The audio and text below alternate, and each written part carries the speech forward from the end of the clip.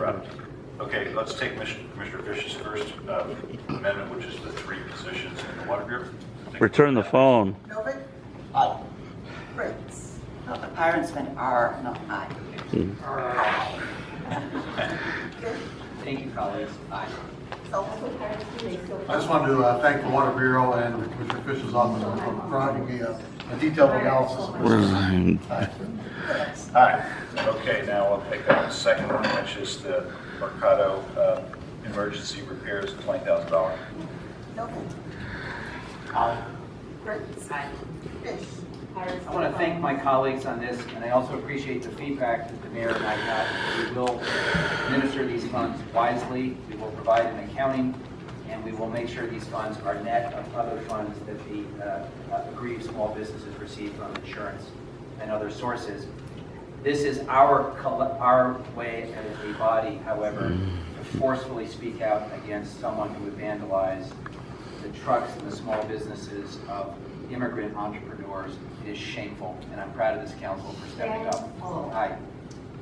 Sullivan, Aye. So stealing people's phones. There was this, obviously, last week while we were having this council meeting, we had this huge disaster in Northwest Portland.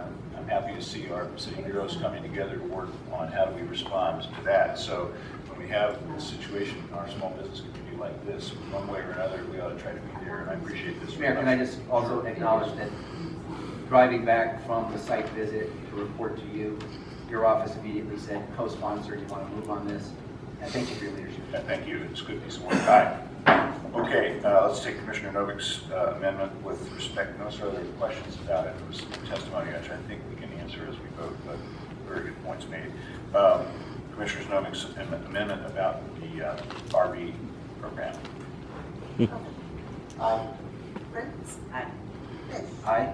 Sullivan, Aye. Hales, Point was raised here that I think we want to emphasize, and that is we ought to be exercising, and I hope and expect that we are, great sensitivity about what happens when we do tow somebody's vehicle, whether it's their automobile or their RV. And I expect and will hold people accountable to do that. Once one has been towed, then what I believe the intent of this program is to do triage and say that one can be repaired and used as housing for people that are desperate for housing. Good, that's what we should be doing. The ones that are beyond repair are the ones that should be obviously recycled. So that's our expectation about this program. It's a little bit of a pilot project. Obviously, the council's going to want to hear back about how it's working as a program and how it's working for the people effectively. But I think it's worth a try. Thank you. Aye. Okay, Commissioner Saltzman's amendment, 1 FTE added to the Housing Bureau's budget. That's not what's going to happen. What's going to happen is they're going to fix it and watch it. Fish, Aye. Sullivan, Aye. Hales, Aye, okay, and that's all. Doesn't he go into the general fund, goes to the tow company? On the all supplemental budget as amended. Novick, Aye. Prince, Well, thank you, Mayor, for your last full budget submission and for many of the things that are in it. It is an emergency ordinance, so I will be voting for it, despite some of the concerns I've raised. I'm particularly pleased that the council agreed to continue implementing the policy that I led, dedicating 50% of all ending fund balance and one-time money, which this is, to capital projects in transportation parks and emergency preparedness.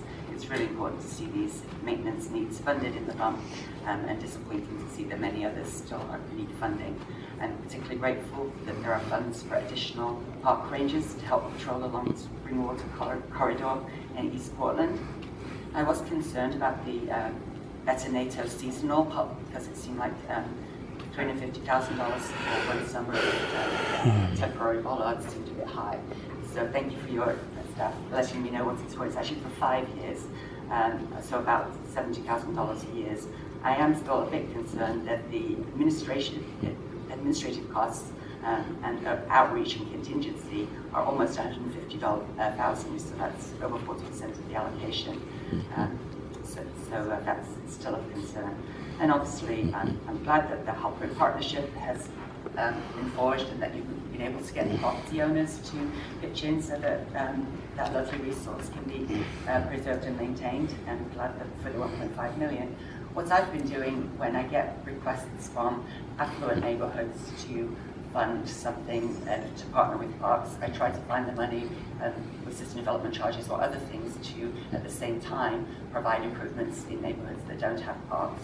So I am disappointed that the council is choosing basically to take the money from the sale of the property to housing, which we'll bring to you on November 16th, taking that money as the match for the repairs in Forest Park and elsewhere, which then leaves me with not the 1.2 million that I was hoping to get to put to parks in Portland. But thank you again, Mayor. I appreciate your partnership. Bye. Mayor, I want to join Commissioner Fritz in acknowledging this is your last official budget act. And thank you for the skillful way you've handled this and other budgets. I think for a casual observer, this seems to be relatively drama-free, but we have to make tough choices around competing requests and values. So I want to thank you. I thought this was a particularly effective budget modification process. I want to thank Andrew and his team because they do all the hard work and make it look easy.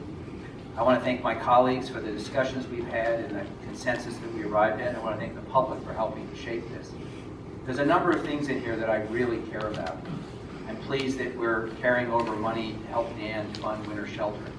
Winter shelter is a basic service we need to fund, and the partnership between the city and the county is bearing fruit. I'm really pleased that Steve is getting some money to make progress on Vision Zero. You don't have to just be one of the two people up here whose lives have been touched by tragedy to understand that Vision Zero has to be at the center of what we do as a city. And people should have an absolute right to expect that the sidewalks and streets are safe. And Steve, you've been a champion for Vision Zero, and it is an audacious goal, and it's a goal that will be very hard to reach. But it's a goal that we'll get closer to if we make these kinds of investments. And I particularly appreciate all the community partners who educated me about the benefits of Veternado on a seasonal basis and the imperative of, on an equity basis, of going down East Portland and addressing this challenge where people are dying at an alarming rate. I want to thank our friends from the Halpern Conservancy. What Commissioner Fritz and I, and all of us who've had the honor of being commissioners in charge know, is that the needs of our system outstrip our ability to pay for them. So when public-spirited individuals and companies come forward and say, we're going to contribute through a partnership for the benefit of our city, we need to embrace that and say thank you. And I deeply appreciate that Commissioner Fritz is investing the bulk of our resources in the places that have gone without for so long. And one of her legacies will be a developed park system in East Portland that 10 years ago was a dream, but there was no real path forward. But it is also important that when we have a master work like the Halpern sequence, that we invest in maintaining it. I believe it'll be another destination place in our city when it's restored. We can't do this without private partners. Randy, thank you for literally writing the book. Karen and Randy and all the partners, thank you for raising the money. And I also want to acknowledge something Commissioner Fritz said. It was under her leadership that we took the step of saying 50% of these funds would be dedicated to major maintenance. And that, of course, responded to a public that said we're not investing enough in maintenance. But it was a kind of symbolic and substantive gesture that has borne fruit. And millions of dollars is now going to major maintenance that otherwise wouldn't have. And I think we owe her a debt on that. And finally, on the Mercado, the one question I've received in the last 24 hours in terms of pushback is, why would we invest in the Mercado, this group of small business people, and not others? The answer is we do invest in others. Under this mayor, we have invested a ton of money through the Portland Development Commission in supporting small business, access to capital, storefront improvements, investments in infrastructure. That's all in aid of small business. You've also increased funding for the Venture Portland, which helps the 50 neighborhood business districts prosper. When there's an emergency, we always step up and ask what we could do, as you indicated along 23rd Street. Thank you and Dan for the prompt way you were on site and that you were reaching out to folks. So the Mercado is a project of this city. It's part of our core strategy of equity and opportunity. And when someone vandalized those trucks, they struck at the heart of something we're trying to do, which is to give people that have been shut out a chance to prosper. And the modest investment we made there in helping new immigrants chase a dream is something we should be all proud of. And this modest investment is a way of saying shame on the person or persons that tried to prevent them from earning a living. And I'm proud to be on a council that would act to remedy that wrong. Again, Mayor, thank you for your leadership. And Andrew, the ending fund balance is just under $2 million. You said you wanted us to keep a reserve. We could have spent that money, but we've shown the discipline of keeping it in a rainy day account. Just under $2 million, huh? We've done that in this budget. That's nothing. Aye. Sullivan. Hey, Phillips. Well, some people say budgets are boring, and they might be to many people, but I have, like Mayor Katz did, put a lot of my time and effort into the city's budget during the time that I've served the city as mayor. So this is my last opportunity to do that, and I'm very proud of this one, even though it's obviously the smaller element of the budget process compared to the big annual budget. And that's consisted of both emergency response, the first big budget we had was one that was $21 billion in the red when we started. And we have done well together, I think, in trying to make these budget decisions. So I want to thank my colleagues for good work. And you're right, it sometimes appears like there's no drama about the budget, but there is, because as you can tell, people are passionately concerned about serving the community, and we do that in lots of different ways.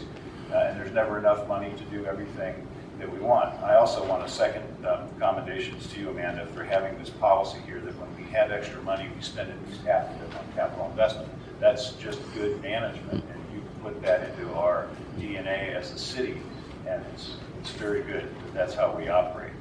I'm very proud of some of the elements of this budget, the fact that we are restoring the Halpern sequence with people that have worked so hard to make that happen. There are parks and fountains of our city. They may happen to be located in one particular neighborhood. I have a particular love for Laurelhurst Park. I don't live in that neighborhood anymore, but that's where my kids first wandered around a city park. So whenever I go there, I see my kids on cardboard sliding down the hill in the snow. And so that park is a treasure for everybody, whether they live in that neighborhood or not. And it's the same with the Halpern sequence. So I think it's a proud moment when we invest in those places that make Portland. I'm very happy that we're fixing the Southwest Community Center roof, although frustrated that we had to, because when I was the Parks Commissioner, we passed the first bond, and you've helped us pass the second one, Commissioner, that started investing in our park system. And every time I go in one of those community centers, I say that was good work, and they're always full of life and activity, and so we've got to make sure that that sticks around. So putting that building right is something that we simply must do.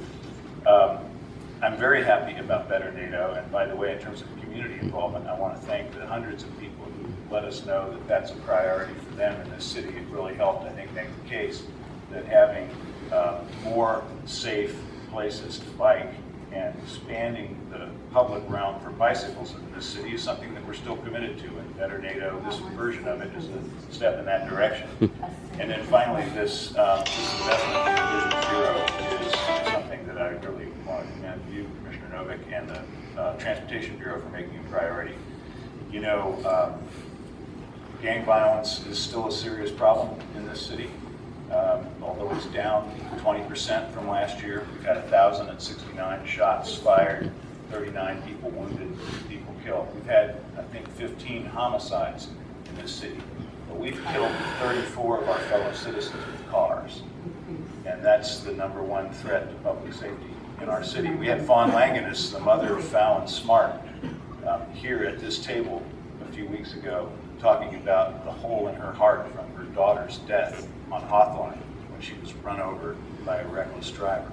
So Vision Zero is real, and it's human, and it matters, and that's why I'm very proud that we're making that investment as well. Budgets are how you put values into action. This is good action, and I'm very proud of it. Thank you all very much for our work on this. Andrew, you have been a pleasure to work with.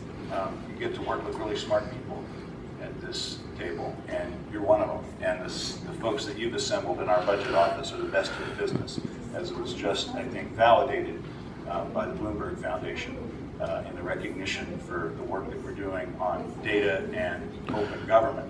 But just the quality of analysis that goes into this budget process, the coherent philosophy about spending money intelligently, well, and prudently that you represent every time in every meeting, public or private, is something that's a real asset to the city. So I want to commend you and the city budget office for serving us and the whole community very well. Finally, my own staff has worked a long time on budget issues, finding time to do that in the midst of everything else. Tara and all the folks in our office, thank you for good work as well. Very proud of this day. Aye. Thank you very much. Okay, let's move on, please, to the next item on the list, which is another happy one, 1185. Accept Salmon Safe certification for the city of Portland. Okay, come on up, Ms. Anderson, and let me say that again, this is a proud day for us as a city.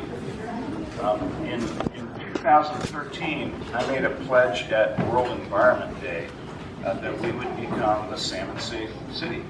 And now we've done it. We're the first salmon safe certified municipality in the country. We've made a commitment to do what we do in terms of public works and investments and maintenance in a way that actually protects the fish that is the symbol for many people of our part of the world. Certainly for Native people it is, and for the rest of us as well. So I want to thank our bureau directors who are here, the staff who are working on this, and getting us to the point where we're the first and the best. And it's always nice when Portland is in that place. So thank you very much. Susan, I'll get you on first.